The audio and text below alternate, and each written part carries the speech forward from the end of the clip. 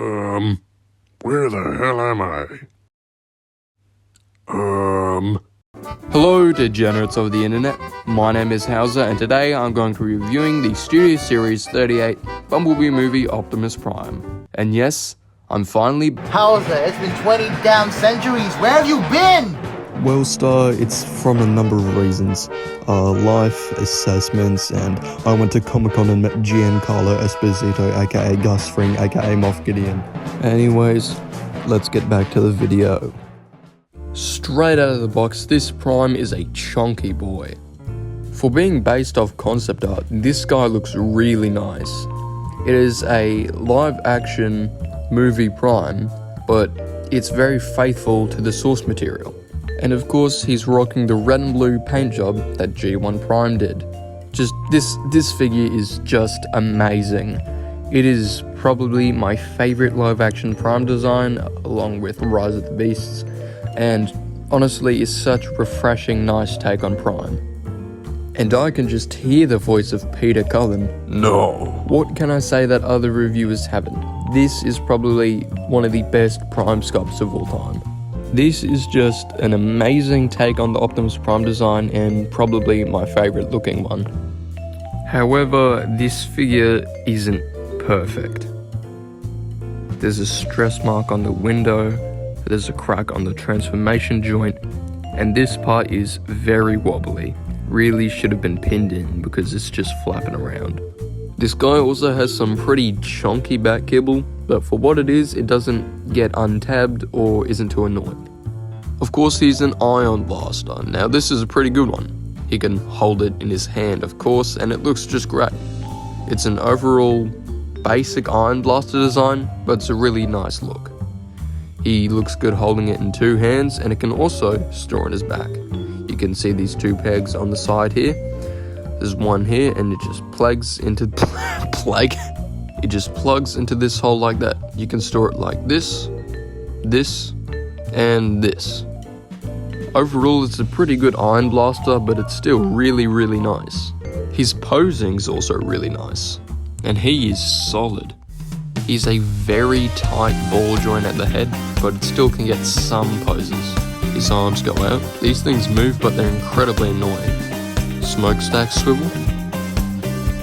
His arms move out that far, and they get hit on the back of this little kibble, and they move back barely any. Bicep rotation. Slightly past 90 bend at the elbow. And a wrist swivel. He's a waist swivel. He can do the splits, he can kick out that far, and back barely any. He's a thigh swivel, slightly past 90 bend at the knee, but you can cheat it and get maximum bend at the knee.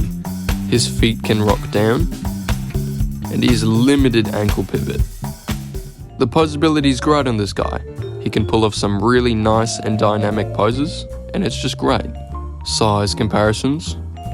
Hauser, Hiya Toys Godzilla, and Earthrise Optimus Prime. I'm going to turn into a truck now.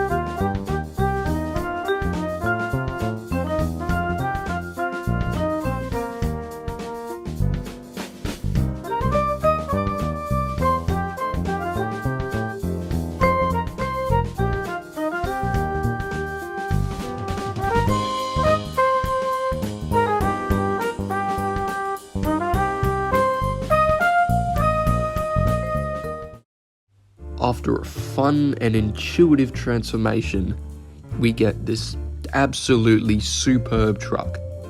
That is probably the most complex transformation for a Voyager ever, period. It's such a nice, fun, complex, and clean transformation. It's just borderline masterpiece level. It's so fun and amazing. The amount of detail packed into this truck is absurd. This is based off a Mormon Freightliner truck, and it's quite evident. Sadly, it's not licensed, but yeah, it is what it is. The bed of the truck almost looks like a model kit, and the front of the truck is just amazing. And you know, this is a literal brick. It also rolls really nice, so you can steamroll the local preschool. This has to be one of my favorite prime truck modes on a mainline figure ever. It's not my favorite truck, as my favorite truck is the Peterbilt variant of this style of truck, but still, it's amazing. Size comparisons: Hauser, Hi Toys Godzilla, and Earthrise Prime. And yeah, this guy is definitely replacing Earthrise Prime in size comparisons now. And he looks damn good next to a yellow 1976 Z28 Chevy Camaro. This figure is everything I wanted in a Prime. Amazing truck mode, amazing robot mode with pretty good articulation. And he is pretty accurate to the movie, well, based off concept art, and he is just fun. A fun, amazing figure. And I have to give this guy a solid 5 out of 5. Alright, see you guys in a year.